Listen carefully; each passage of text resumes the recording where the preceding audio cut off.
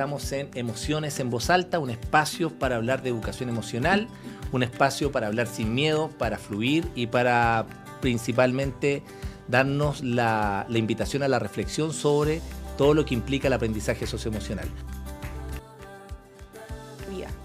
Normalmente se cree que el mindfulness es como sentarse a meditar, como un budista zen que está ahí tranquilo todo el tiempo, pero la verdad es que está alejado de eso, porque la atención plena tiene que ver con estar presente, sin juicio, ante todo lo que te va ocurriendo en la vida.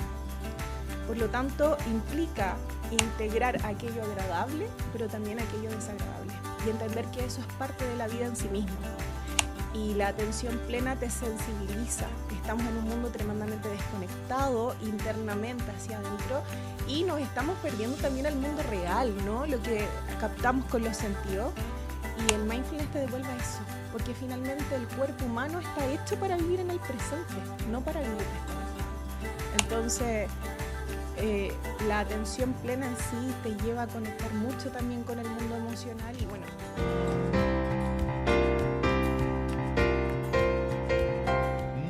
Buenas tardes, muy buenos días, muy buenas noches, dependiendo cuándo vean este espacio que estamos construyendo con mucho cariño. Se llama Emociones en Voz Alta, que va a ser un espacio para poder abordar distintas dimensiones de la educación emocional. Hablar de investigación, hablar de mindfulness, hablar de todo lo que implica el desarrollo integral del ser humano. Y en esta primera oportunidad tenemos el honor de inaugurar estos espacios con una mujer maravillosa que tengo la dicha de conocer y también de haber leído un poco de tu historia, Alejandra Walter, que es parte también del equipo de la ONG, y vamos a conversar de emociones, pero también queremos conocer quién es ella. Bueno, Alejandra Walter, en términos bien simples, Ale, profesora de educación física, tienes 2 hijos, ahí nos puedes contar un poquito de eso.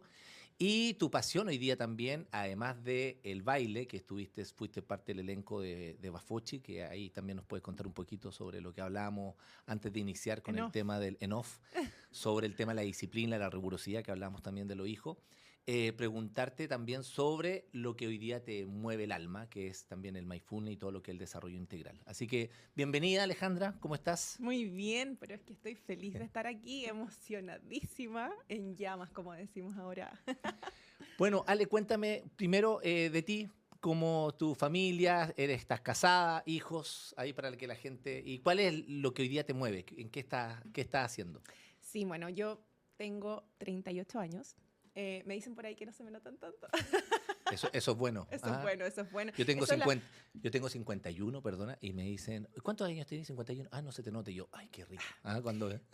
Yo siempre digo que eso tiene que ver con las emociones.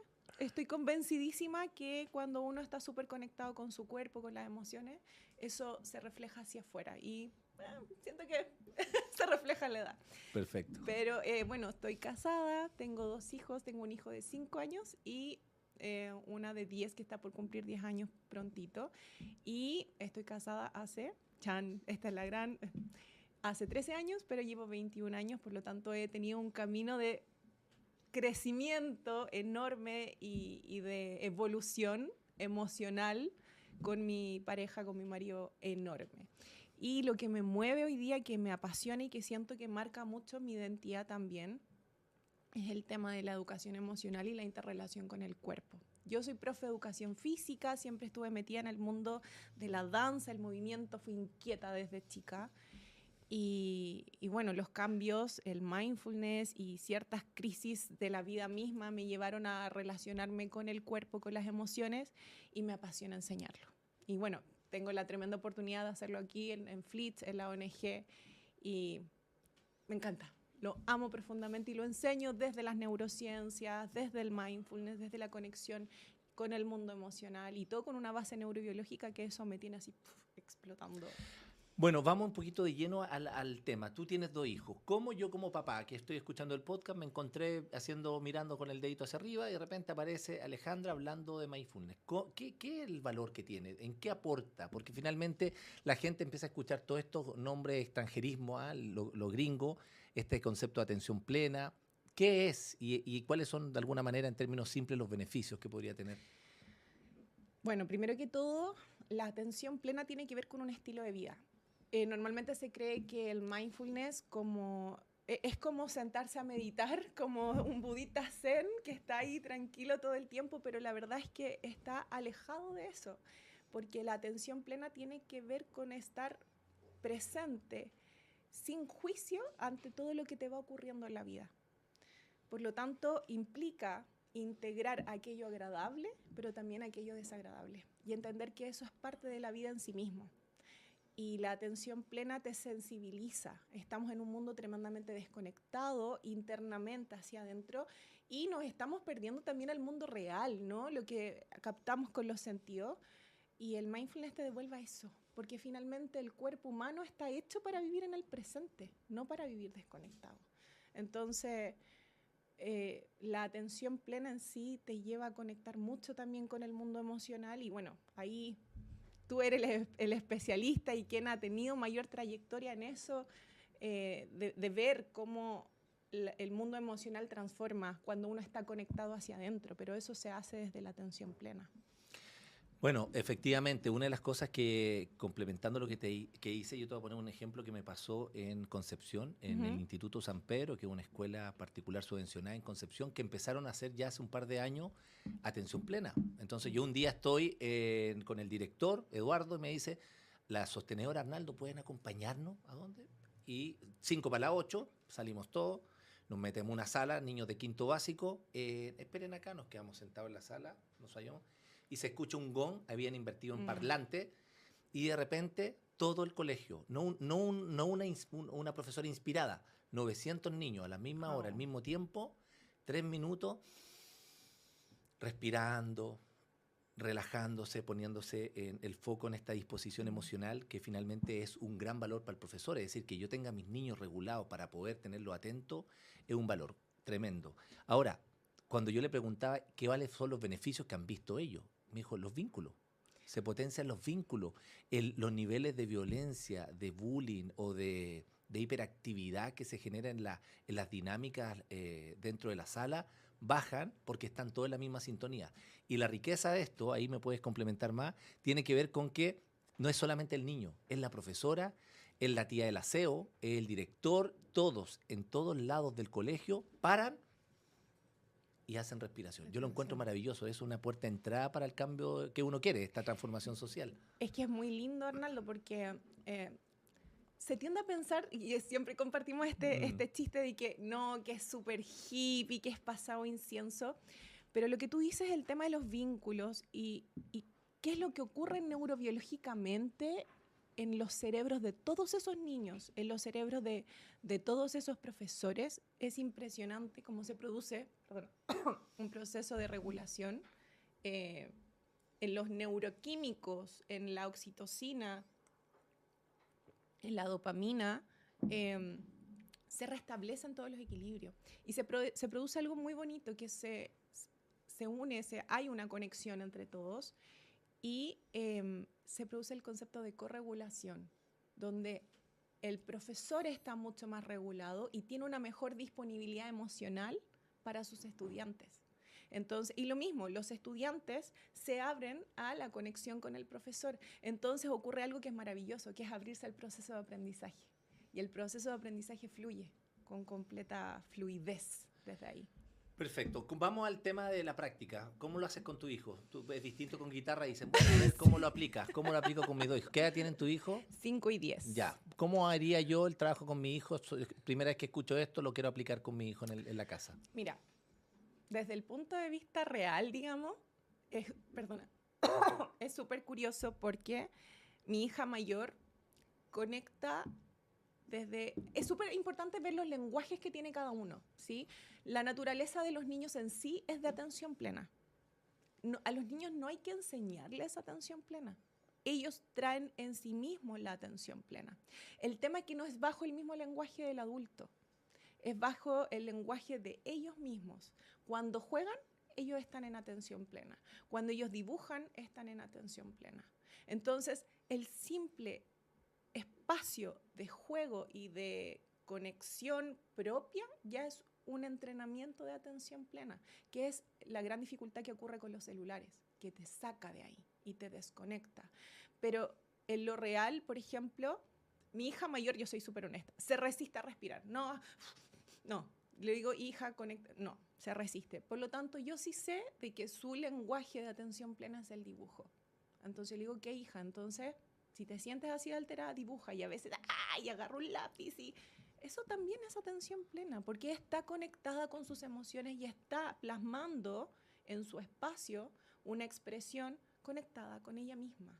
Entonces, claro, el más chico, con él tiene una sensibilidad distinta y con él me he favorecido con algunas herramientas que le han dado en el jardín, por ejemplo, que lo encontré hermoso, que tienen unos limpiapipa con unas cuentas. Entonces va moviendo, donde inhalan profundo y mueven una cuenta y exhalando mueven la otra cuenta. Perfecto. Pero en general, la conexión a través de la vista, la conexión de los momentos de juego, y que esto es súper cotidiano para que en el fondo se saque de la mente la idea de que es algo complejo y sentarse solo a meditar.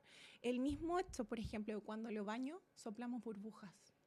Entonces, nos miramos, conectamos, soplamos. Mira, mira, sopla, sopla. Entonces ahí hay una sensación de bienestar interno y eso también es atención plena. Sí, Alejandra, dentro de lo que uno ya ha indagado y uno va entendiendo que todo lo que implica el trabajo profundo que hay de desconectar esta radio interna, a hacer un detox de redes sociales y del piloto automático, tiene que ver también con algo que aprendimos en la pandemia, que es muy potente. Es decir, cuando nosotros estamos desregulados o teníamos ansiedad, miedo, incertidumbre, tristeza, hay un tema automático, que el cuerpo es mágico, que dice qué puedo hacer, que no es consciente, uno no lo pregunta, sino que el mismo cuerpo te dice qué puedo hacer yo para equilibrar todo este proceso de regulación de este mundo emocional. Y automáticamente vienen prácticas de bienestar. Y estas prácticas de bienestar, como bien dices tú, están enfocadas en pequeñas actividades que propician finalmente el centramiento. Así es. Tejer, meditar, leer, hacer pilates, hacer ejercicio, elongar, lo que sea. Cualquier actividad que no me haga trampa, como ver Netflix, que uno cree que viendo eso voy a desconectarme de esta radio interna, finalmente generan atención plena. Y esto es muy importante porque aquí viene un poco también lo relevante. Cuando dicen que los niños son muy inquietos, que los niños se desconcentran, que no pueden hacer atención plena, un poco lo que dice el doctor Vizquerra, que me lo comentaba hace un tiempo atrás, es decir, con mayor razón. Es decir, cuando el niño tiene mayor problemas de poner atención, esta práctica es la mejor, porque finalmente vuelve un poco al propósito de podernos focalizar en el aquí y en el ahora. Exacto, pero ahí es súper importante conectar con los lenguajes, porque, por ejemplo, en un niño que tiene problemas de atención, eso es bajo el ojo del adulto, ¿sí? O bajo la tarea que el adulto quiere que logre. Y claro, en una sala de clase, efectivamente tenemos que traerlo, no sé, al salón, ¿no? O a la actividad que está realizando. Pero primero tienes que conectar con él. Eso es un paso fundamental para que el cerebro se predisponga a la guía, a la atención plena. La conexión biológica, emocional, es el paso preciso para que la atención haga su bajada en el presente. Pero si yo no conecto emocionalmente, si yo no conecto a través de los ojos de la otra persona, del niño, difícilmente el niño va a poder, o frente al contacto físico, o alguna forma que yo tenga en el lenguaje del niño o de la niña, difícilmente yo voy a poder bajar a la atención plena, porque él está en su atención plena. Entonces, ¿qué gran cambio hay frente al paradigma que hay del mindfulness y de la atención plena? Porque en el fondo tiene que ver con comprender lenguajes de los seres humanos. Y que eso que para mí es estar desconcentrado, es que ese niño está en atención plena en su mundo. En su mundo. Entonces, para yo llevarlo y invitarlo a la atención plena que yo necesito, primero tiene que haber conexión. Esa es mi palabra favorita.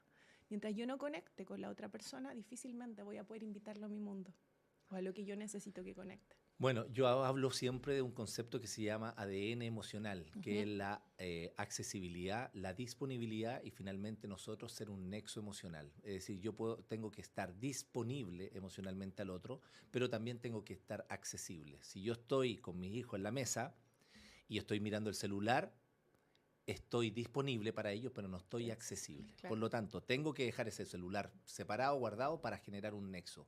Y el nexo, finalmente, tal como dices tú, implica poder conectarme desde 3 variables que son finalmente importantes. La escucha activa, una escucha de calidad, una escucha empática, ver las necesidades que tiene el niño frente a ese requerimiento de espacio y darle un espacio de seguridad psicológica, que finalmente es que yo pueda decirle a mi papá no le tenga miedo lo que me está pasando.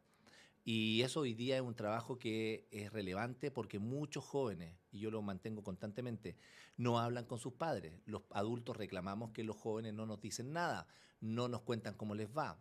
Tenemos esta caricatura que hablan con monosílabos.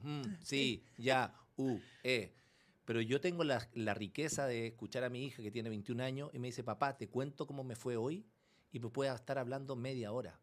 Me cuenta sus tristezas, sus miedos, su alegría, su inseguridad. Y esa es una construcción que yo no la hice desde que nació. Yo hice un cambio de switch.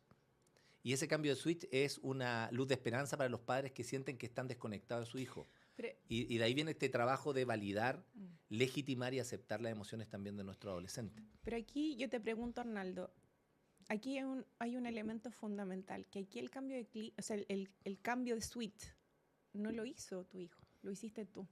Entonces, ¿cuál es el primer paso para poder conectar con ellos? Conectar con Primero, yo creo que lo esencial es algo que a mí me resulta bastante relevante en la construcción de desarrollo de conciencia, que es la apertura. Es decir, si yo como papá no me observo, no digo, ¿sabes qué? Estoy mal y me hago trampa, me hago zancadilla solo, que yo soy el estatus, el poder, y yo soy el que mando porque estás bajo mi techo, y no reconozco que finalmente mis sombras de mi carácter están impactando al joven, no puedo abrir la puerta. No. Por eso siempre decimos que yo estoy viejo para esto, que me van a enseñar a mí a estas alturas de mi vida, o el arbolito ya creció chueco. Ya soy así. Yo soy así. Ese proceso de apertura implica mostrarnos con vulnerabilidad.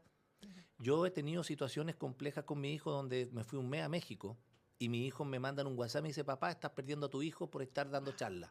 Me dolió el alma. Sí, claro. Y mi hija después me tira otra más, así, diciendo, ¿quieres que te pase lo mismo que te pasó con tu familia? Así como tocándome así. Y yo dije, wow, no contesté nada. Tuve como 2 días así reflexionando. Anoté varias cosas de la luz y la sombra de esa reflexión, entre cosas que tienen que ver con la asertividad, pero también con el dolor dentro del daño que podría ser un mensaje. Por eso es tan importante el tema de las palabras. Y yo me junté con ellos. Nos fuimos a tomar un café, estábamos en Viña del Mar, y le dije, miren, aquí tengo anotado todas estas cosas. Le pedí disculpas, dije que iba a cambiar ciertas cosas de mi trabajo, y ellos lo entendieron y dice, papá, qué bueno. Mi hija también me pide disculpas, pero esa riqueza ¿sabes lo que aquí? Es enfrentar el dolor. Es decir, no escondernos y decir, aquí no ha pasado nada. No, yo abrazo el dolor. Es decir, abrazo la incomodidad de la conversación con mi adolescente, aunque yo sientan que me van a tirar dardo, pero finalmente la riqueza está en que logro conectar con ellos, y hoy día la construcción de relaciones súper sana. Exacto. Digo, no exenta de complicaciones, pero es parte de la vida. Claro. Entonces, volviendo a tu pregunta, creo que el nexo está en yo como papá, como mamá, hacerme cargo y empezar a aprender yo. Y desde ahí ser un ente modelador con nuestro hijo. Yo creo que ahí está. Yo insisto, y yo, quienes me conocen o me siguen en redes, siempre nombro la palabra conexión. El viaje para poder conectar con tu familia, con tus amigos, tiene que ser primero aquí, primero hacia adentro. Porque si no, me pierdo en el camino, me pierdo con la información que todos me dicen cómo tengo que criar, cómo tengo que hacer, qué hago paso 1, paso 2, paso 3. Pero resulta que tanto desde lo emocional como desde lo neurobiológico somos los adultos los que estamos moldeando la vida de nuestros niños. Entonces somos, entre comillas, arquitectos de las bases de la historia de nuestros hijos.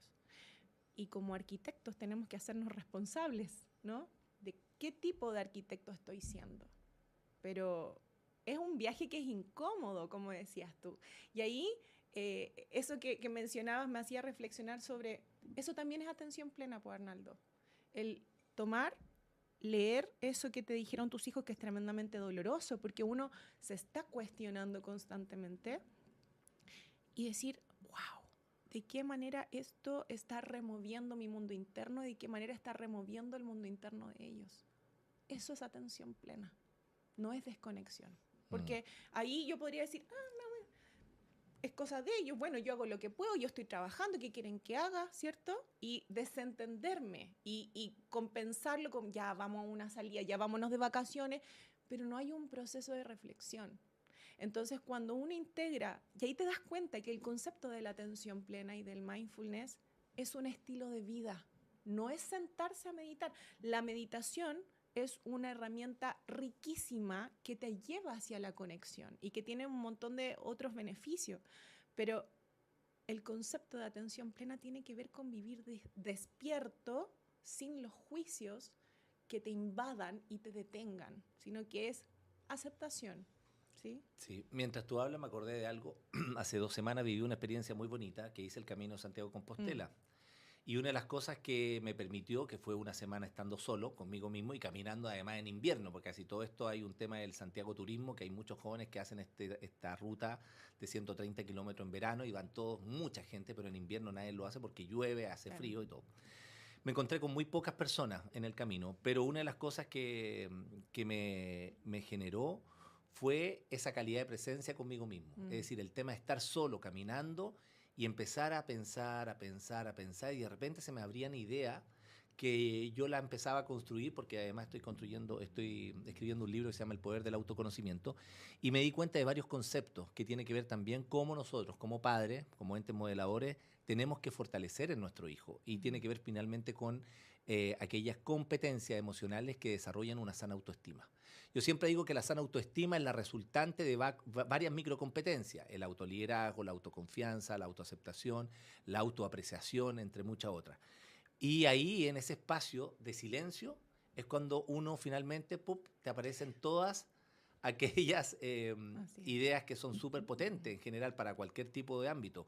Te acuerdas de las cosas que no hiciste, etcétera. Entonces, como que la mente está en un proceso de florecimiento que finalmente te permite como encaminarte. Ahora, para un profesor, ahí te hago la pregunta, para un profesor, ¿cuál es el beneficio que tiene que los niños, o trabajar el tema de la atención plena en un aula? ¿Cuál crees tú que serían los mayores o los 3 grandes elementos que pudiesen incorporarse en una escuela? Te voy a dar un dato que leí en el libro La biología del presente de David del Rosario, que es que el cerebro del profesor se sincroniza con el cerebro de los niños. O sea que si neuroquímicamente el cerebro está alterado de un profesor, va a impactar sí o sí en cómo perciben los niños al profesor y por ende el proceso de aprendizaje. Por lo tanto, ya sea herramientas de atención plena, de mindfulness, de autorregulación en toda la gama enorme que hay, el solo hecho de que el profesor brinde un espacio de autorregulación y de autocuidado es favorecer el florecimiento de todos sus estudiantes y de potenciar su propio proceso de entrega de conocimiento y de conexión emocional. Yo vuelvo a la palabra, si yo conecto con mis estudiantes, se va a abrir la mente, va a explotar. Pero si yo estoy desconectada de mí, entregando piloto automático, por supuesto que todas las incomodidades de la sala de clase van a florecer, porque yo estoy desconectada, solo busco entregar este conocimiento, cumplir con las horas que por cierto, no podemos hacer juicio debido a que se sabe la sobrecarga laboral que tienen los profesores. Enorme, el burnout, toda la mochila que se llevan a la casa, no hay juicio. Pero pensando en el bienestar tanto del profesor como de la sala de clases, invertir en bienestar y autocuidado en un profesor es invertir en la educación de todos sus estudiantes en la sala de clase. Perfecto. Oye, mientras hablaba, yo tomaba una referencia a algo que creo que es muy importante a veces mencionarlo. La educación emocional nos permite de alguna manera reconocer, obviamente, este mundo interno. Y hay un libro que se llama La bailarina de Auschwitz, que lo escribió Edith Heger, que fue discípula de Víctor Frank, y que a mí me voló la cabeza, que decía que la depresión es contraria a la expresión. Y cuando yo empezaba a analizar esta frase, que es muy breve, decía, claro, toda la razón. Estas dos palabras están estrechamente relacionadas, pero son contrarias.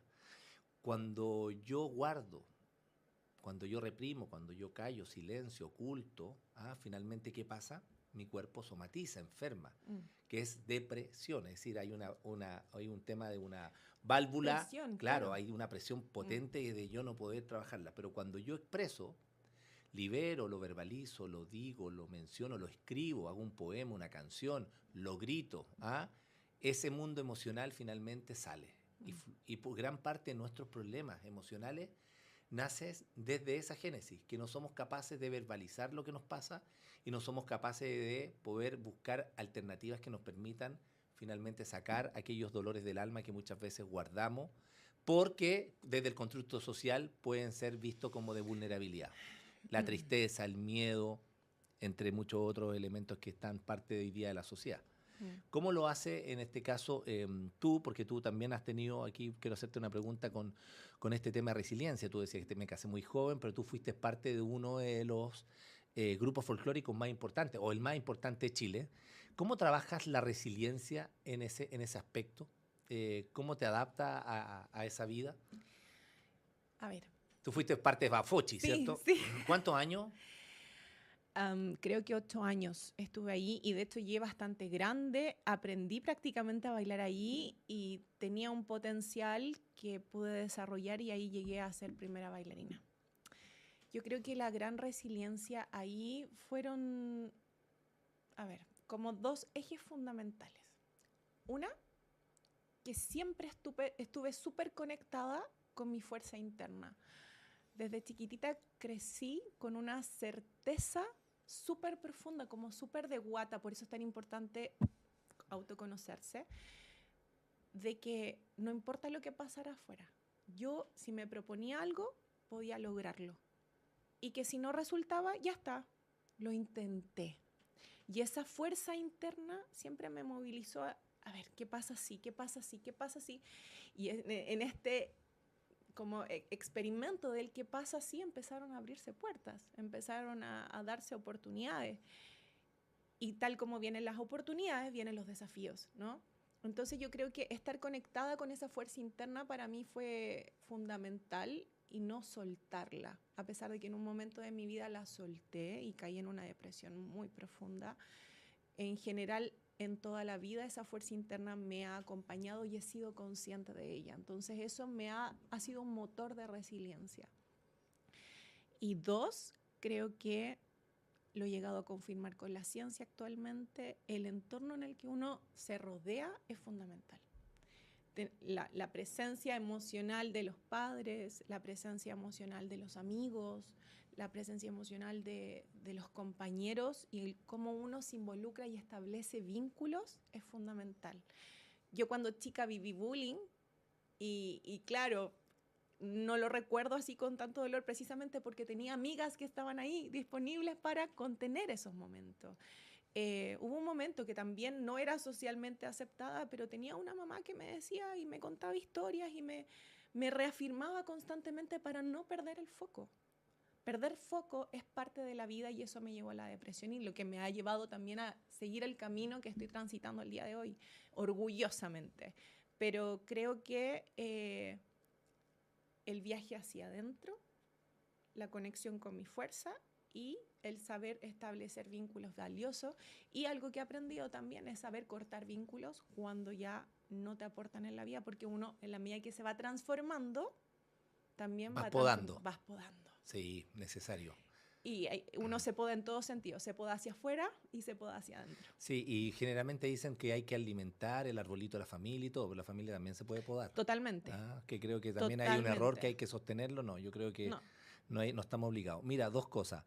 La primera, después te quiero contar una historia de bullying, que yo era del otro lado de la vereda, yo era el malo, que para que me preguntes después se me puede olvidar. Pero tú lo que hablas con respecto a este concepto de resiliencia y de enfrentarte, hay un tema que muchas veces yo lo menciono, que tiene que ver con el efecto Pigmalión. Que el efecto Pigmalión viene de los griegos con una historia de un rey que venía a Pigmalión y todo el tema de, no voy a darte la historia completa, pero de ahí viene el concepto de que las palabras construyen realidad.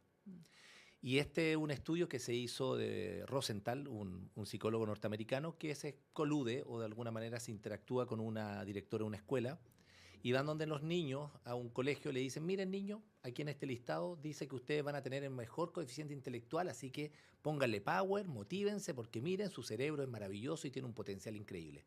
Los niños, wow, no sabía, qué bueno. Van donde los profesores y le dicen, estimados profesores, miren, esos niños que están ahí van a tener el mejor resultado académico si ustedes lo apoyan y están con ellos. Por acto de magia, final de año, llega nuevamente este psicólogo y muestra los resultados, ve los resultados y efectivamente estos niños habían logrado los mejores resultados. Pero la trampa estaba en que nunca habían hecho ninguna investigación.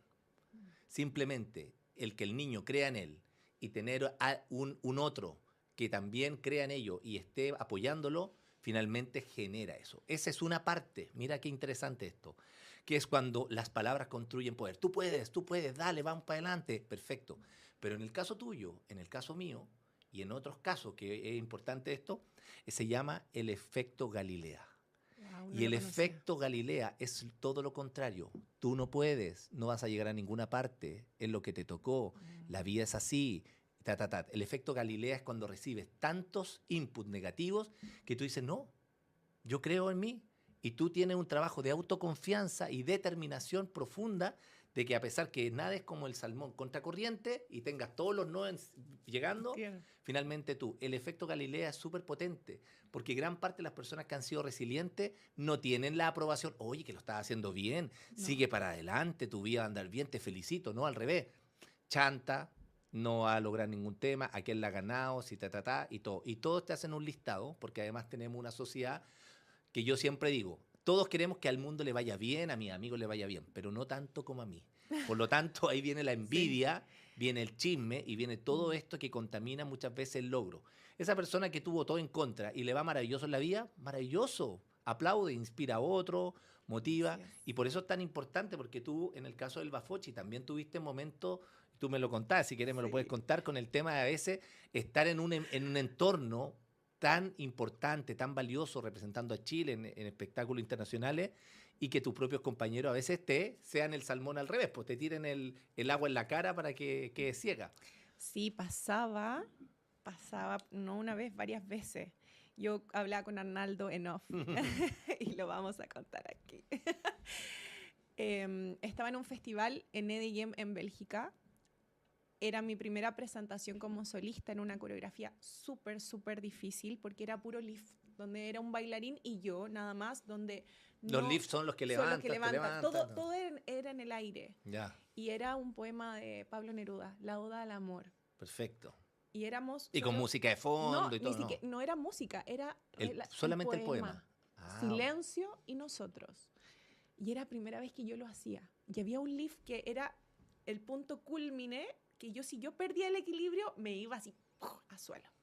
Estoy ahí muy concentrada en la pata, que se les dice pata del escenario. Y estaba ahí, muy concentrada, mi compañero frente, haciendo conexión, contacto visual, y llega una de mis compañeras y me dice al oído, ojalá te caigas. Sí, así, ojalá te caigas. Ojalá te caigas. Y yo así, sentí como ese escalofrío que te recorre el cuerpo. Y yo dije, no. Fue un motor, es como le echó benzina a mi fuego interno. No me preguntes por qué, pero ella hizo el gran favor de echarle benzina al fuego interno que yo tenía y salí al escenario y lo logré. Y fue maravilloso. ¿No enfrentaste después? ¿Le dijiste por qué lo hiciste o te mantenías a distancia? La verdad es que nunca logré enfrentarlo porque les tenía miedo. Y porque sabía que podía tener otras repercusiones en otros momentos. En otros momentos me escondían zapatos o me escondían una pluma de un traje. Entonces nosotros teníamos pocos segundos de cambio y el hecho que te faltara una pluma ya no podía salir al escenario o te faltara un zapato.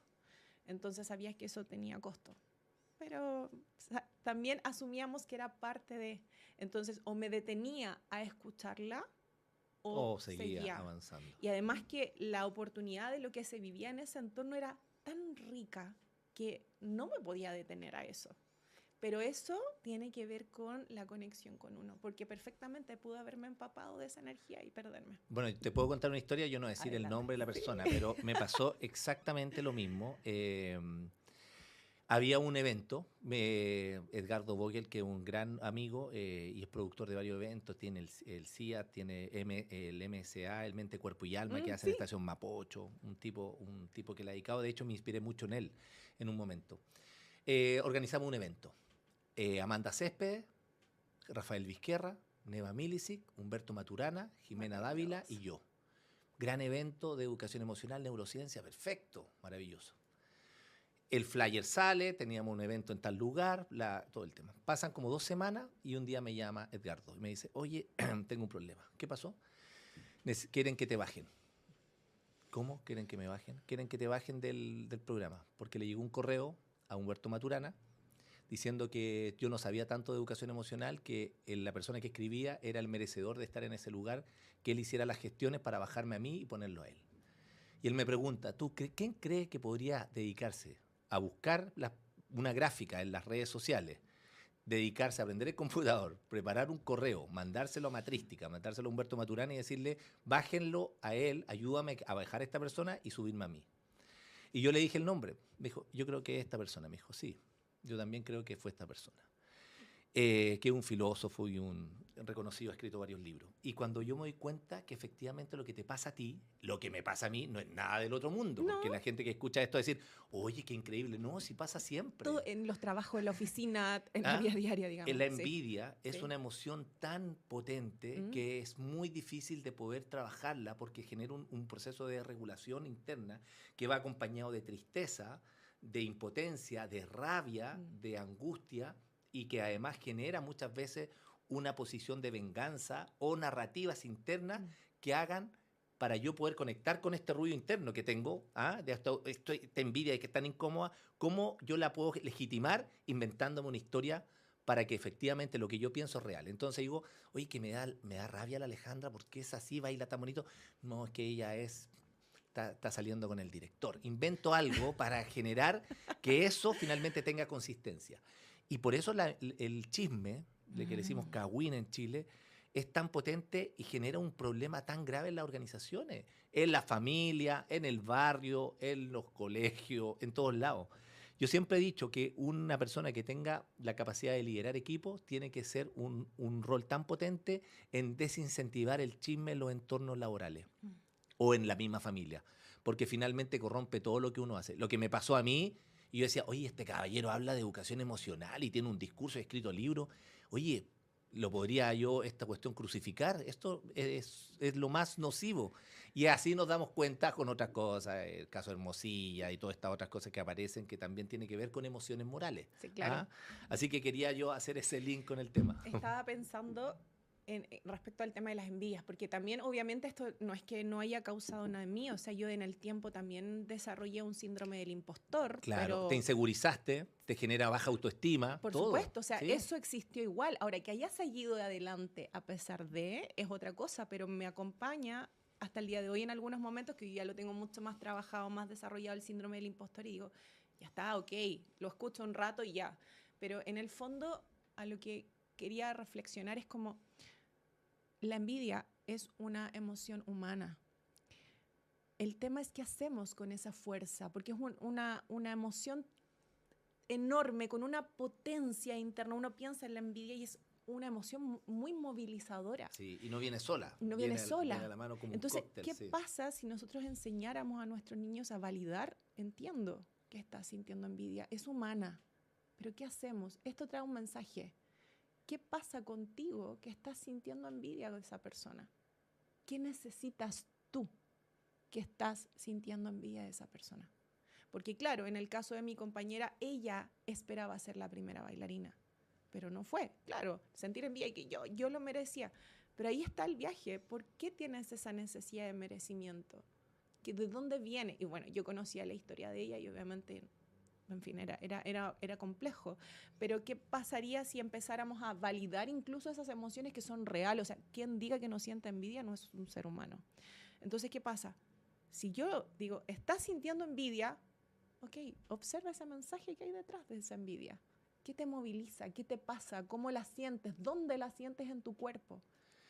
¿Qué hacemos con eso? Sí, la envidia tiene dos cosas que yo creo que son relevantes. Primero, te dice lo que adolezco y que yo carezco, que estoy viendo en el otro, que yo también quiero. Puede ser el pelo liso, puede ser los rulitos, puede ser las pecas, puede ser el porte, puede ser cualquier cosa. Inclusive, y de ahí nace también el tema del bullying, muchas veces vinculado a que yo estoy observando un atributo en otro y yo lo trato de bajar un poco. El buen deportista. A mí me decían caballo loco cuando jugaba la pelota porque era bueno para jugar, pero me decían caballo loco. Entonces la burla mía era del caballo. Entonces yo en la sala de clase me decían todo el tiempo. Cuando decían canales y todo, era todo el tiempo el caballo, la yegua y todo. Todo el bullying asociado a eso. Pero lo mío era un atributo positivo, porque yo era bueno para la pelota y andaba muy rápido. Entonces me decían caballo loco por eso. Entonces yo tenía un autodiálogo, decía, oye, lo que me están diciendo no es bullying, pero es un bullying que Te potenciaba. claro. Lo articulaban de una manera bastante ruda. Y ahí te quiero contar un poco lo que me pasó. Tú decías que tú sufriste bullying. Eso mismo te iba a llevar, sí. Que tú lo hiciste. Bueno, la historia es fue un punto de inflexión en lo que yo hoy día hago, porque yo recuerdo que yo desde niño tenía, bueno, mis riesgos psicosociales, que son muchos de los que vivimos en distintos países de América Latina, la pobreza, las relaciones de familia, no había redes de contención. Y yo era el niño desordenado, el que hacía bullying, el que estaba constantemente pinganillando, como le decíamos, en la calle, siempre, nunca estudiaba, nada. Y yo era muy etiquetado en el colegio como el niño desordenado, el niño cacho, el problema. Y siempre sentado atrás, el que tiraba papel y todo. Y yo siempre molestaba a una compañera, que es producto también de un libro que se llama Historias que sanan, que es una historia de bullying. Y esta compañera, que la quiero mucho, que siempre le hemos comentado y ella adhiere un poco a esto porque finalmente ella me ayudó un poco a escribir esto y también sabe que yo planteo esto. Le digo, la molestaba porque ella tenía la oreja grande. Dumbo, oreja de paila, y yo siempre estaba molestando. La oreja de paila, Dumbo y todo, jajaja, y chiste. Y todos mis amigos se reían. Yo cuando la risa llegaba, yo me sentía bien. Entonces, wow, estoy siendo aceptado, estoy siendo querido. ¿Pero a costa de quién? De esa compañera que después me salía persiguiendo y me quería pegar. Entonces siempre era la misma lógica. Yo molestaba a mi compañera y mis amigos se reían y yo siempre... Y así fue durante años. Salimos del colegio, no habían celulares, perdemos las redes de amigos, no existen, y 20 años después, por el tema del Facebook, hacemos la primera reunión después de 20 y tantos años todos los compañeros. Llego a la casa donde fue el evento de la bailarina Rosa, que trabajó también en el Teatro Municipal, que trabaja en todo lo que es maquillaje, un tema maravilloso. Y cuando abro la puerta, con mi pisco sour, mi manito, ella me sale a recibir. Hola, ¿cómo estáis, Canales? Bien, abrazo y todo. ¿Te puedo quitar un minuto? ¿Puedo hablar contigo? Sí, por supuesto. Y yo así descolocado, ¿qué pasó acá? Después de 20 y tantos años, Sí, estaban claro. todos conversando en otro lado y yo en una esquinita, un sofá, me dice, mira, te quería comentar algo que para mí ha sido súper importante y con esto estoy sanando. Yo no, descolocado. Tú fuiste una de las personas que más daño me hizo en el colegio. Que más te burlaba y todo. Uy, sí, que éramos molestosos. Yo tratando de hacerlo como... nuevamente, no responsabilizándome de nada. Bajándole el perfil. Claro. Y finalmente me dice, bueno, te quiero contar que a mí la vida no me ha resultado, me ha costado y tuve que ahorrar mucho tiempo, dinero y todo. Y te quiero mostrar lo que me dice. Y se pone el pelo y me dice, por tu culpa me tuve que operar las orejas. Cuando me dice eso, yo digo, wow. Y ahí yo dije, la importancia que tiene. Si yo a los 12, 11 años, nadie me decía si eran chistes, no existía la palabra bullying. No. Un profesor decía que eran cosas de niños. Mi papá, mi mamá no tenían ni idea. Entonces, yo crecí en un ambiente de este humor negro y que hasta el día de hoy existen los grupos de adultos donde todos los chistes que hacemos en una mesa, tirando el chiste en un bar o en un asado de amigos, es siempre la mejor risa sale cuando alguien está denostando a otro. Sí. Siempre. Entonces decía, ja, ja, ja. ¿Y por qué se ríen? No, porque salió un chiste de él. Y con los apodos, porque ya no se usa afortunadamente mucho. No, es que el guatón, el churejón, y así con los apodos que salían. Claro, y eso fue hoy día lo que hace que hoy día yo esté trabajando fuertemente y yo se los cuento esto a los niños. Y es increíble cómo la reflexión pasa en que yo como papá, como adulto, pueda de alguna manera darle pequeños lineamientos a ese niño para que desarrolle esa capacidad empática. Es decir, que si yo hubiese sabido a los 11 años, alguien me hubiera explicado eso, que 25 años después, adulto, iba a tener un dolor en el alma producto de la broma. Y ojo, puede ser bullying, pero hay veces una palabra del papá que le dice, patitas de canario. Oye, patitas de canario, jajaja, patitas de canario. Le llegó esa información a esa niña de 8 años, nunca más en su vida ocupó vestido. Así es. Y ahí quedó marcada. Y son las famosas heridas de infancia que todos tenemos, ¿cierto? Más cuando vienen de los vínculos más cercanos. Ese es el tema. Y bueno, las palabras, tú hablabas delante del poder de las palabras. Las palabras transforman vidas, crean realidades. Entonces, cuando nosotros criamos niños cuidando lo que dicen, a quién se lo dicen y cómo lo dicen, no pisando huevos, sino siendo conscientes, de verdad tenemos otro nivel de respeto. Vamos sensibilizándonos a la conciencia incluso de nuestras palabras.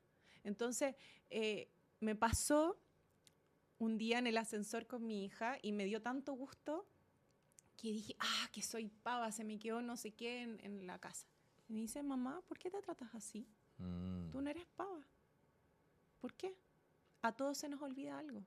Podemos ir a buscarlo. No te trates así. Y fue como, Dios, estoy haciendo bien las cosas. Pero es que porque finalmente tienen un poder de reflexión y que nosotros tenemos súper internalizados tratarnos mal en nuestro sistema, en nuestra estructura de pensamiento, sí.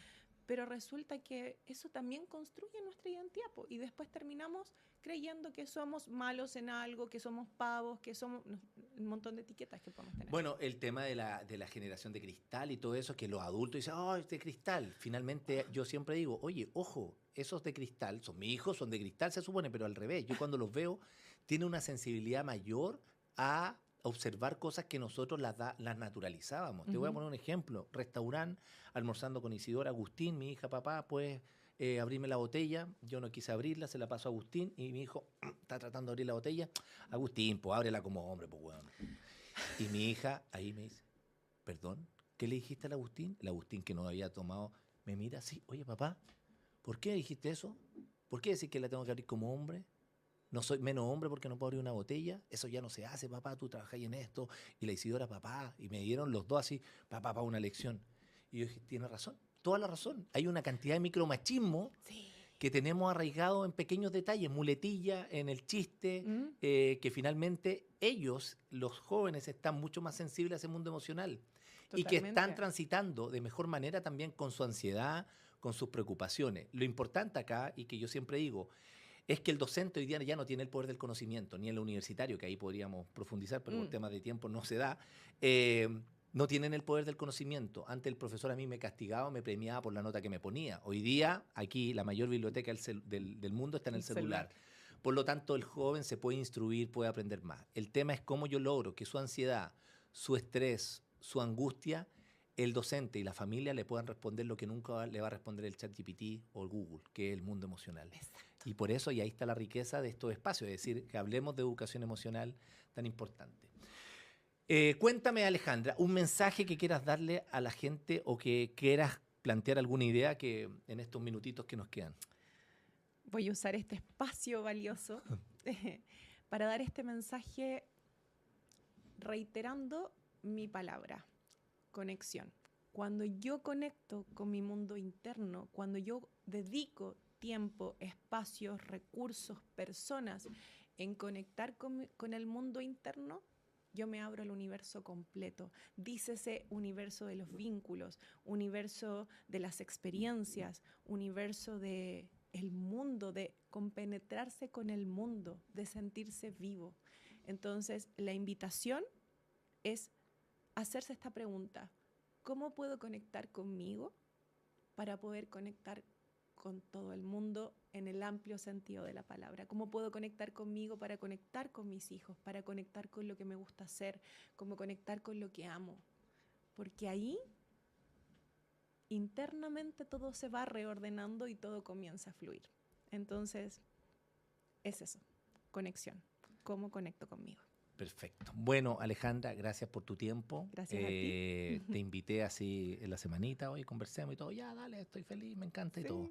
Bueno, este espacio se llama Emociones en Voz Alta, que ChatGPT no ayudó con el título.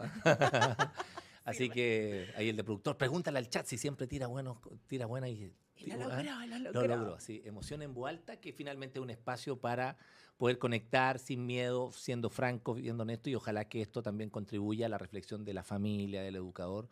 Y nada, pues gracias también por ser parte de la ONG. Creo que todos somos parte de un engranaje que en algunos espacios siempre estamos contribuyendo al otro. Así que bueno, esperamos que no sea la última. Vienen muchas. Van a venir más. Así que eso, muchas gracias. Nos vemos. Gracias.